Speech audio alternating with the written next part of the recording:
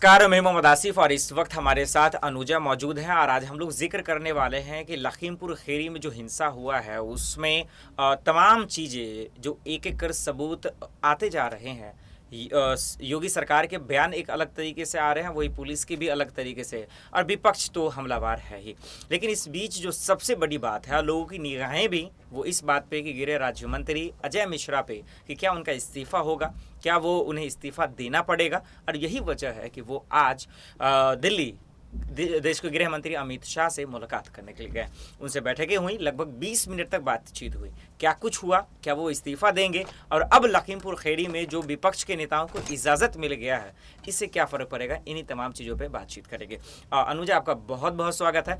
सबसे पहला सवाल यही है कि गृह राज्य मंत्री अजय मिश्रा पे जो आरोप लग रहे हैं वो लगातार अपनी सफाई दे रहे हैं, और यही सफाई देने के लिए वो अमित शाह के पास भी गए। उससे क्या कुछ बातचीत हुई, क्या मुलाकात हुई, तमाम अपडेट्स दर्शकों को बताइए। जी कह सकते हैं इससे पहले भी जो है वो गृह राज्य मंत्री पर लगातार जो है वो इस्तीफे की मांग बढ़ रही थी। लगातार विपक्षी दल के नेता जो है ये मांग कर रहे थे कि अजय मिश्रा का जो है वो इस्तीफा होना चाहिए, लेकिन उस वक्त जो है भाजपा की तरफ से कोई बयान नहीं आया था। लेकिन अब अमित शाह से अजय मिश्रा की मुलाकात हो गई है, जिसके बाद जो है ये कह सकते हैं कि लगातार अब बीजेपी के नेता ये कह रहे हैं कि दोषियों को सजा मिलेगी।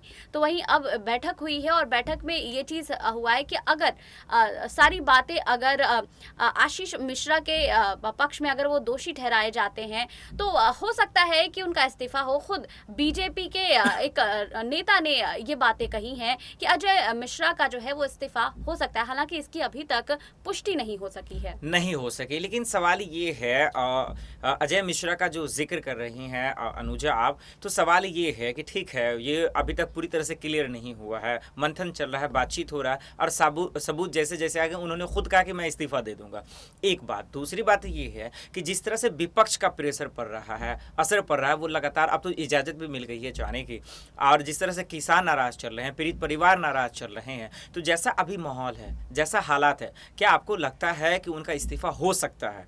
जी हो सकता है। और इस चीज़ को भी समझना होगा कि चुनाव बहुत नज़दीक है और उससे पहले भाजपा जो है वो कोई भी ऐसा कदम नहीं उठाएगी जिससे जनता उनसे नाराज़ हो जाए। इसी वजह से कह सकते हैं कि अब लखीमपुर में इतनी बड़ी घटना हुई है, किसान मारे गए हैं, तो कह सकते हैं कि किसानों के प्रति जनता की हमदर्दी रहती है और भाजपा जो है कभी ऐसे कदम नहीं उठाएगी जो उसके विरुद्ध हो। इसीलिए कह सकते हैं कि अब अजय मिश्रा का इस्तीफा हो सकता है अगर भाजपा अपनी छवि को खराब ना करना चाहिए। ये बहुत बड़ी बात आपने बताया अनुजा। बिल्कुल यही हकीकत भी है कि ऐसे वक्त में, ऐसे हालात में, ऐसे सिचुएशन में कोई भी रिस्क भारतीय जनता पार्टी नहीं लेना चाहेगी जिसका फर्क 2022 के विधानसभा चुनाव पे पड़े। बिल्कुल मैं सहमत हूं आपसे। लेकिन दूसरी तरफ जो सरकार एक आक्रामक मूड में दिख रही थी, जो अपने तेवर दिखा रही थी, जो उन पे आरोप लग रहे थे कि ये तानाशाही है, जो पुलिस ने पहले उन्हें इजाज़त नहीं दिया, राहुल गांधी और प्रियंका गांधी को, जब उन्होंने ऐलान किया कि वो लखीमपुर खीरी जाना चाहते हैं,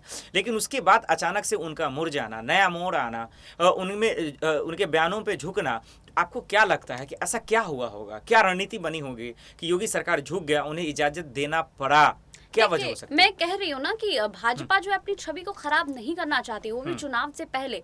और जब धारा 144 लगा हुआ है, इस बीच जो है वो दो तीन नेता तो जा ही सकते हैं, 2-3 लोग तो जा ही सकते हैं, और लगातार इसको लेकर प्रियंका गांधी जो है आवाज उठाती रही है और उनको 2 बार हिरासत में भी ले लिया गया, अब वो हाउस अरेस्टेड भी हैं। तो कहीं ना कहीं जनता इन सारी चीजों को देख रही है, तो भाजपा जो है अब कोशिश कर रही है कि उनकी छवि खराब ना हो। इसी वजह से जो विपक्ष मांग कर रहे हैं, उनके जो वैलिड रीजन है उनको सुनना चाहिए। इसी वजह से अब राहुल गांधी को जो है लखीमपुर जाने की अनुमति दे दी गई। लेकिन एक सवाल अनुजा जो सबसे अहम है वो ये कि जिस तरह से राहुल गांधी को पहले इजाजत नहीं दिया गया, जैसा आप बता रहे हैं कि प्रियंका गांधी को हिरासत में रखा गया, वो भी 51 घंटे तक थी, एफआईआर दर्ज हुए, गिरफ्तारी हुई, लेकिन उसके बाद कांग्रेस की बातों को माना गया, लखीमपुर जाने की इजाजत दी गई। इससे तो साफ पता चलता है कि 2022 में जो तेवर प्रियंका ने दिखाए, जो तेवर राहुल गांधी ने दिखाए, और सरकार को झुकना पड़ा, योगी सरकार को, इसका मतलब 2022 में जनता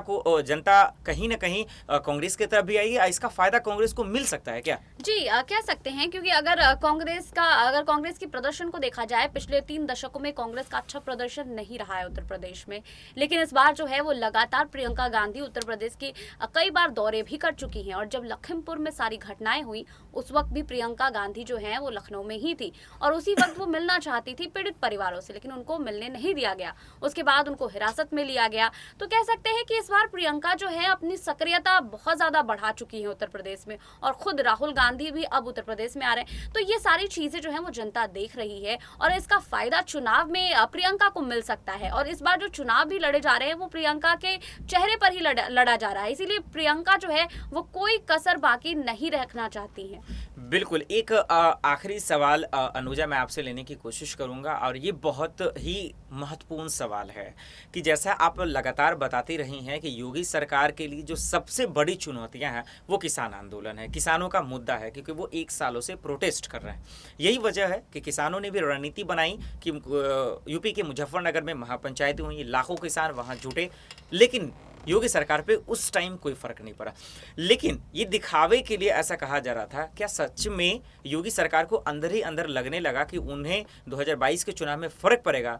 यही वजह तो नहीं रही कि ये जो हिंसा की खबरें आई, ये जो तस्वीरें आई, वो कहीं ना कहीं चिंता का एक विषय था, यही वजह से चिंता में ही बदल गया। तो क्या अब योगी सरकार समझ गई है कि किसानों को मनाना ही पड़ेगा? और नहीं तो जिस तरह से ये जो कांटे की टक्कर देखने को मिल रहा है, जहां भी काले झंडे दिखाए जा रहे हैं वहां योगी के मंत्री अपना आपा खो देते हैं, और इस तरह जिस तरह से आरोप लग रहे हैं, अगर ये साबित हो जाएगा तो योगी सरकार को किसानों का न तो समर्थन मिलेगा, न ही उनका वोट मिलेगा। इसका मतलब कहीं ना कहीं बीजेपी की सरकार गिरती हुई नजर आ रही है 2022 में। अनुजा जी कह सकते हैं, क्योंकि भाजपा अब डरी हुई दिखाई दे रही है। जब से लखीमपुर की घटना जो है सामने आई है उसके बाद से लगातार विपक्ष के कई नेता जो हैं वो अजय मिश्रा के इस्तीफे की मांग कर रहे थे, लगातार दोषियों को सजा दिलाने की बात कर रहे थे, और इसमें जो है वो धीरे धीरे तादाद बढ़ती गई।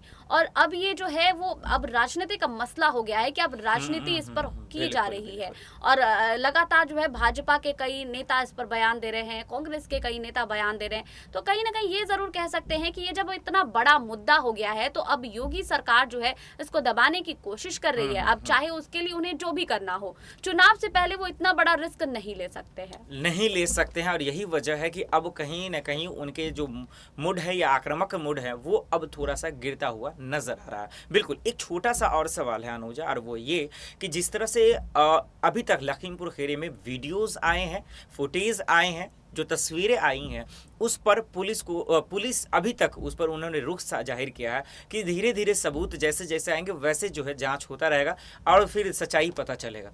लेकिन जो वीडियो अभी पर्याप्त हुए हैं, क्या वो काफ़ी नहीं है इस बात को साबित करने के लिए कि आखिर आरोपी कौन है और उन्हें गिरफ्तार किया जाए? अनुजा देखिए, पुलिस जो है अपनी कार्रवाई कर ही रही है, और जब तक उन्हें पुख्ता सबूत नहीं मिल जाता तब तक वो दोषी को गिरफ्तार नहीं कर सकते या फिर सजा नहीं दिला सकते। लेकिन ये ज़रूर कह सकते हैं कि इस बीच जो है वो जो विपक्ष के नेता हैं जो लखीमपुर जाना चाहते थे पीड़ित परिवार से मिलने, उन्हें 2 बार हिरासत में ले लिया गया, उन्हें जो है नज़रबंद कर दिया गया। लेकिन जो दोषी लग रहा है कि यही इंसान दोषी हैं, उसको अभी तक जो है गिरफ्तार नहीं किया गया, हिरासत में नहीं लिया गया। भले ही एफआईआर दर्ज हो चुका है। जी, एफआईआर दर्ज हो गया है, लेकिन अभी तक उन पर एक्शन नहीं लिया गया है। और इस बीच जो दोषी नहीं है उनको आप जो है नजरबंद कर रहे हैं, हिरासत में ले रहे हैं। और यही वजह है कि लोगों का गुस्सा, पीड़ित परिवार का गुस्सा जाहिर भी है कि आखिर जिस पर एफआईआर दर्ज हुए हैं आखिर उनकी गिरफ्तारी क्यों नहीं हुई। यही वजह है कि आज अजय मिश्रा जी अमित शाह से मुलाकात की है। लेकिन जो इस्तीफा को लेकर खबरें हैं, जिस तरह से तानातानी की खबरें चल रही हैं, तो एक तरफ लग रहा है कि आज नकल उन्हें अपने पद से इस्तीफा देना पड़ेगा।